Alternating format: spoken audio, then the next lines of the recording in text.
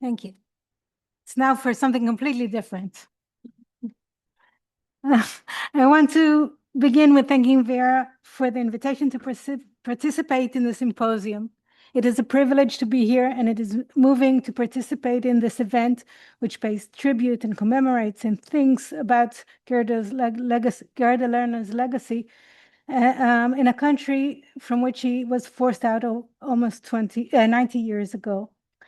The day and a half of investigation of her biography and actions show the dynamics and the complexities of her own personality and intellectual pursuits, but also of 20th efforts for rebirth from the ashes.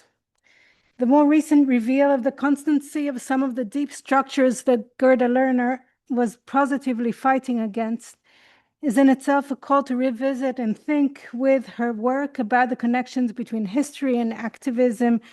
And so I thank you, Vera, for making the space for allowing us to think about these issues.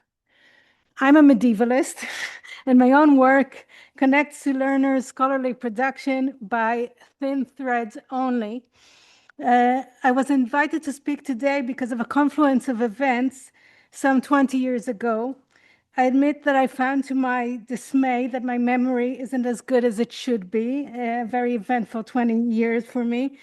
But this need to jog my memory, together with the task allotted to me to think about Gerda Lerner's legacy or impact in Israel, led me to think about the meaning of scholarly impact and about the progression of feminist history, and specifically about how these materialize, as far as I can see, with respect to Gerda Lerner and my own research.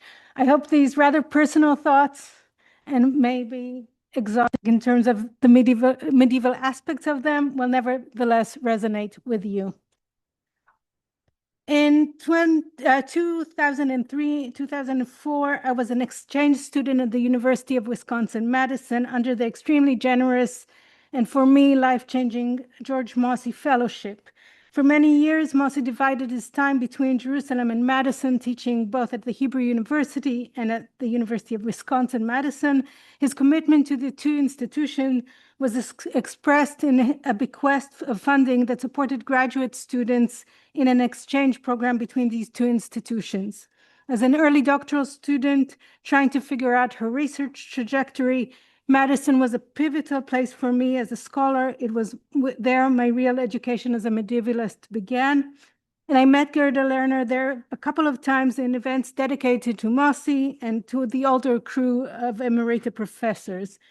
I remember myself sitting timidly with her at the table and receiving inquisitively sharp questions, but I cannot recall exactly what they were. Though I think as the days progressed, I was thinking more it was there were some feminist questions, but mostly about politics.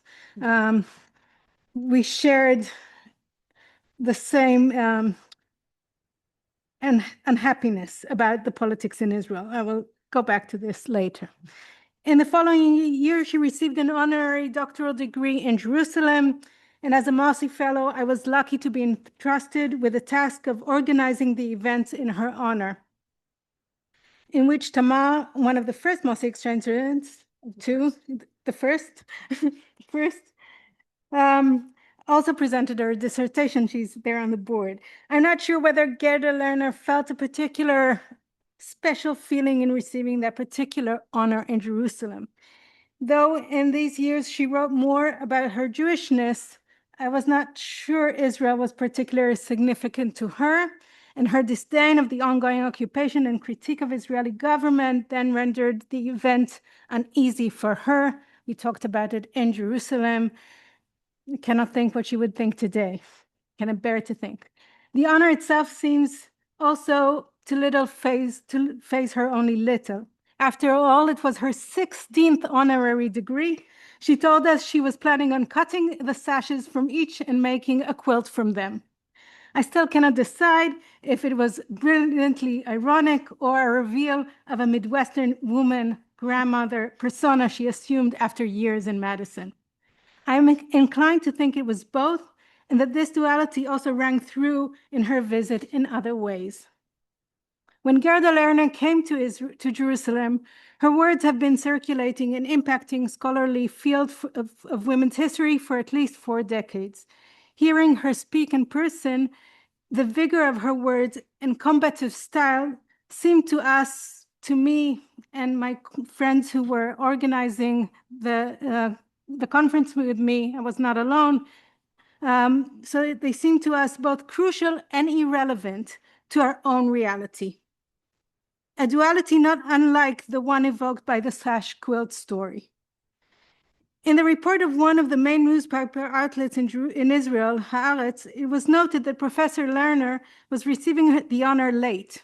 The history of women was already an accepted desideratum by the teachers who did teach us about women, and they were now well on their way of newer gender and intersectionality, and were teaching more nuanced materials that seemed to us more current and were closer to the sources and less sweeping and patently agenda-driven narratives.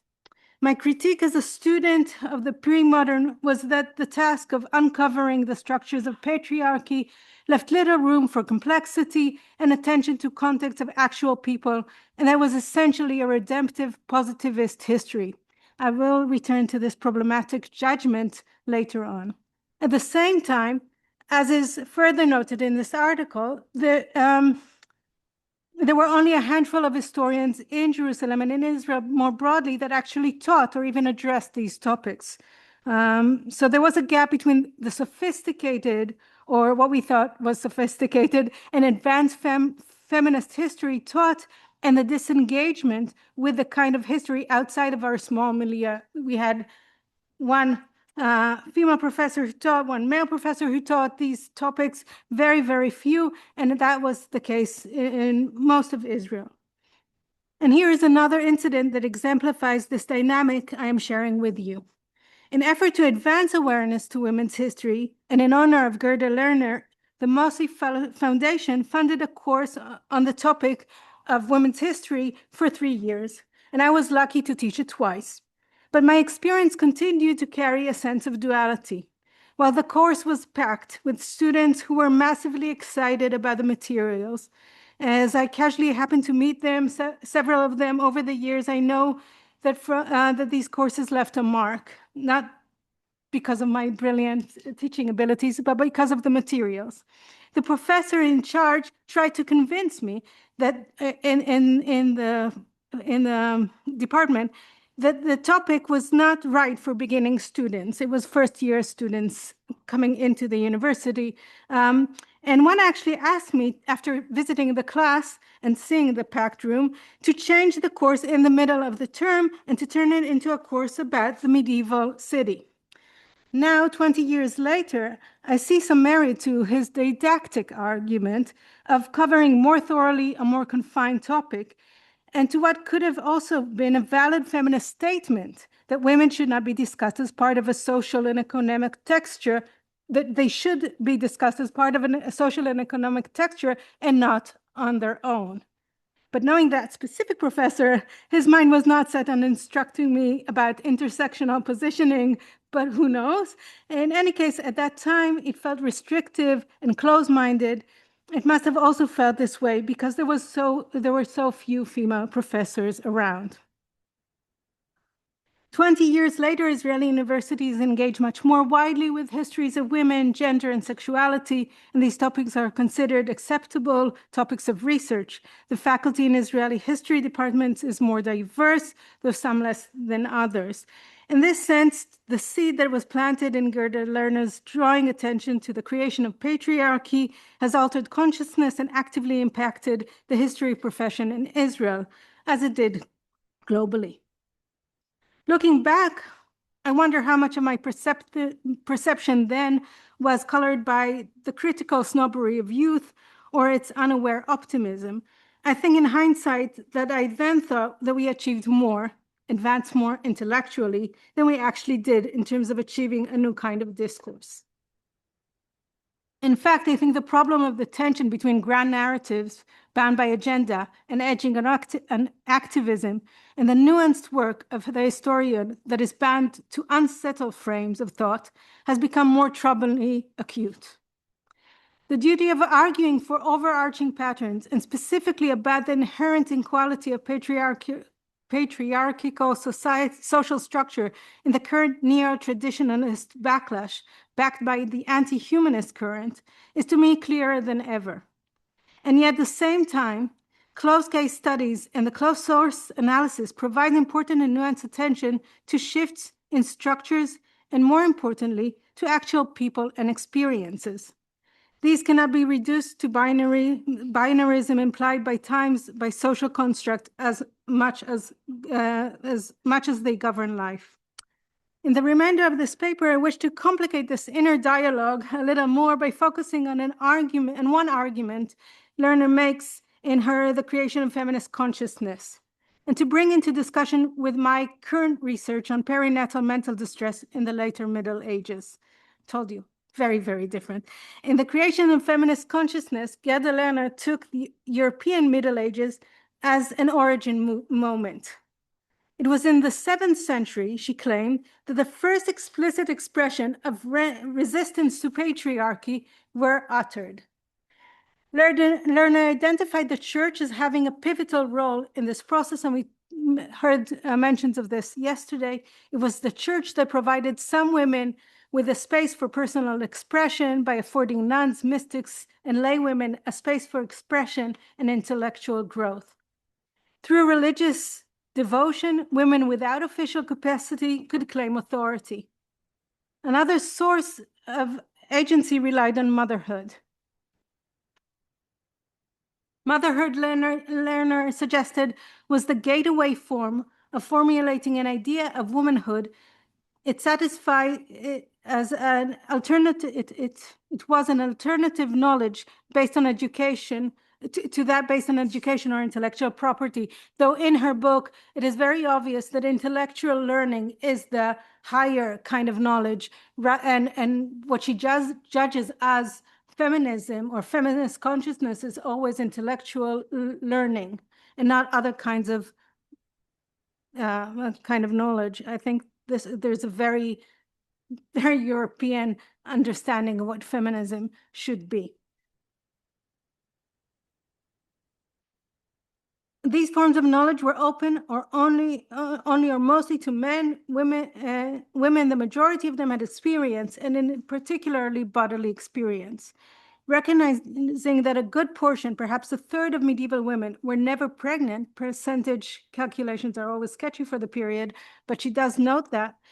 Lerner suggests, nevertheless, that because of pregnancy and childbirth, because they were universal, embodied experience, they had a potential of being shared, relatable experiences of women, for women, and motherhood was an identity that was worth affirming and a category important in making women, lending women authority, allowing them to express themselves and to express control. Lerner doesn't delve into the role of motherhood in great detail. Of course, all of her engagement with the medieval is mainly based on what she learned from others. This was not her main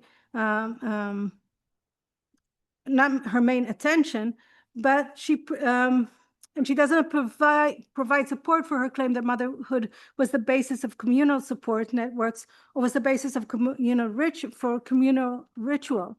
There is more than a touch here that was based on intuition. More recent research supports this, at least partially.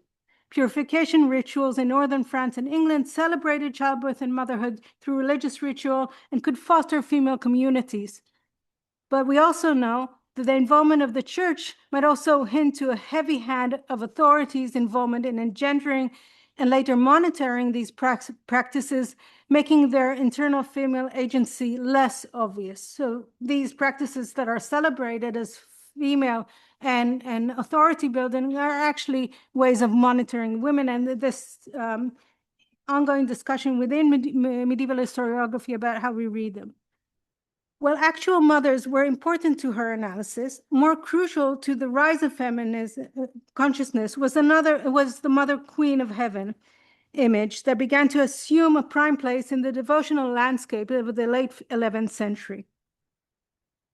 Following her colleague, John Kelly, Lerner regarded the rise of Marian devotion as a moment of cultural change by spreading a female motherly figure as the center of the period's devotion.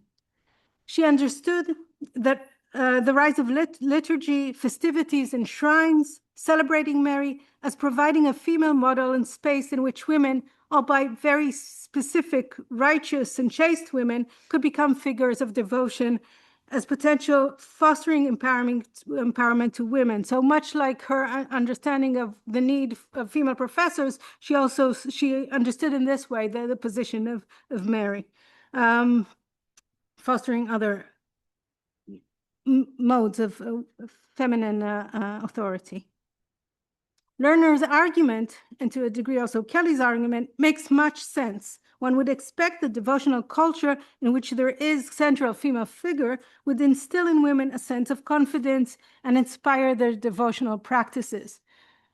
Lerner sees this impact in the growing female mystical tradition that began with Hildegard of Bingen and the turn of the 12th century and continued with such as Catherine of Siena, Bridget of Sweden, Marjorie Kemp.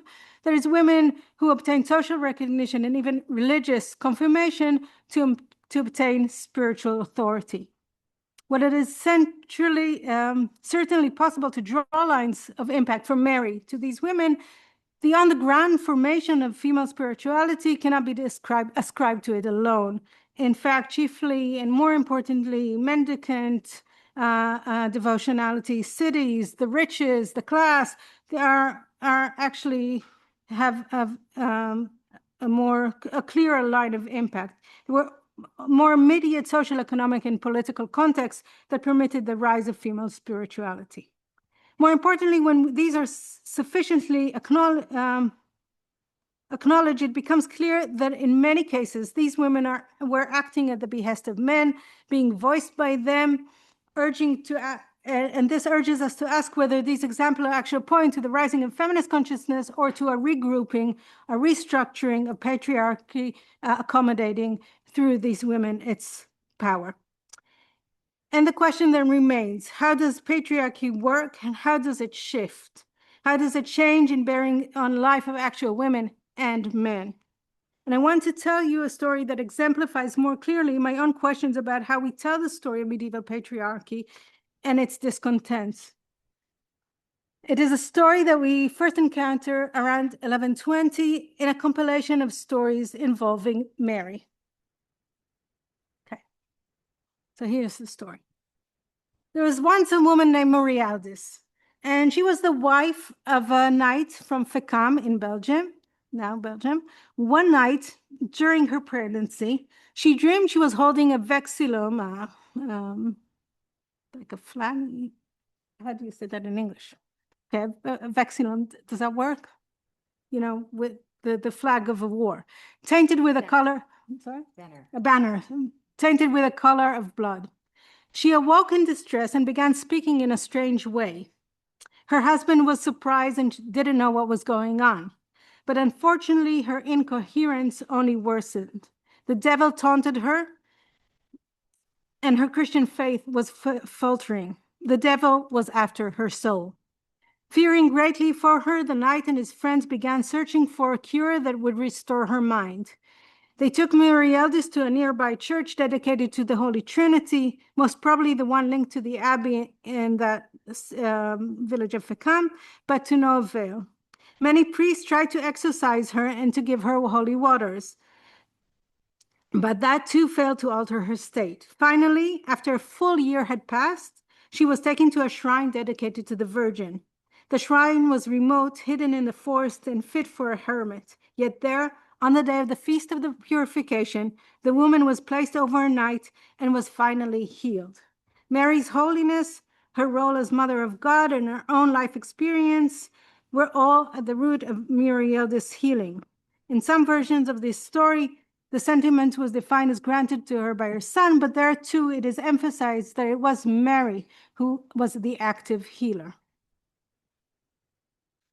So this story, written in 1120, goes back to what we can assume was a true story circulating on the ground and was collected in a compilation of news stories about Mary that all related to her miracles, and it started to circulate in England, and we have versions of this story, the same versions of this story being rewritten and recopied until the 17th century.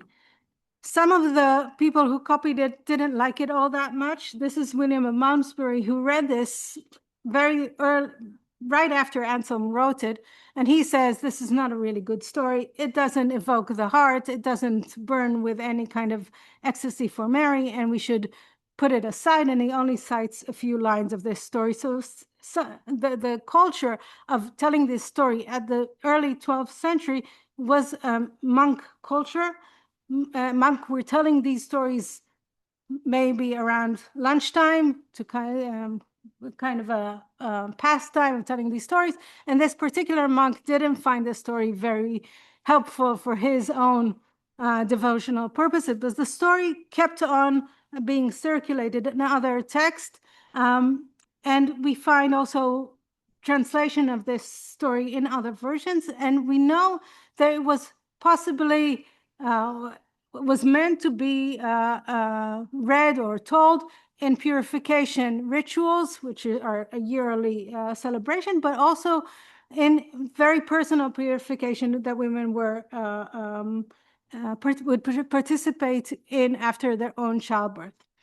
And I want to just comment on two aspects this story raises that seem to me relevant to this question of patriarchy. The first is the role of Mary for women. So obviously, what this story does, it allows a space for telling a story about a woman as a kind of a protagonist. She's not really a protagonist in the story. She's maybe more of a subject, but the story is about her and her body and about something that happens to her that we don't have much earlier evidence of women telling the story of storytelling about women's mental state after child or in childbirth or after childbirth. So this is one element that this new devotion to Mary allows these stories about women to be circulating, and it exposes the embodiment of women in a way that is importantly reflective of Mary and her body and how this relates to actual women. So there's this new discourse of women's bodies that comes with the devotion to Mary and it figures in the story. And another, and you can see here in this depiction, this is a 14th century manuscript in French, and you see that the main issue here is the woman devoted to Mary. This is not in the story, but this is what is left from this scenario for someone who is looking at it. What is important is there's this direct relationship between a woman, a devotee, and Mary. And you can see here another French version of the story, but it looks the most important element that this drawing alludes us to is something else different in the story, and that is the relationship of the community and particularly of the husband in this story to the woman. And I said that before that the woman is not the main protagonist. The main protagonist, of course, is Mary, and the second protagonist of the story is the husband. It is because of him, in many ways, that she becomes unsettled, but it is also him that is responsible in the story to take her and to heal her, to take her around for a whole year and to make sure that she's okay. And the fact that this story is told and retold over 400 years is a way, is a didactic, becomes a didactic tool of telling husbands how they should react if their wives during pregnancy and labor are experiencing an unsettling incident. It tells husbands that they need to care for their wives, even if it means going for a whole year around and just making sure that they are finding a remedy. And what we see when we look at the sources in archives, in miracle books and medical books, we see the involvement of husbands told and retold in the stories. And sometimes it is not very obvious what is really the husband doing, but there is a perpetual mention of the role of husbands, also the role of the community, but more than anything is the role of the husbands in caring for their wives. And I think if we look at this story, again, as a story, but as a didactic narrative that is supposed to teach people how to act, it shows us something different about the patriarchal relationships that is expected to be propagated.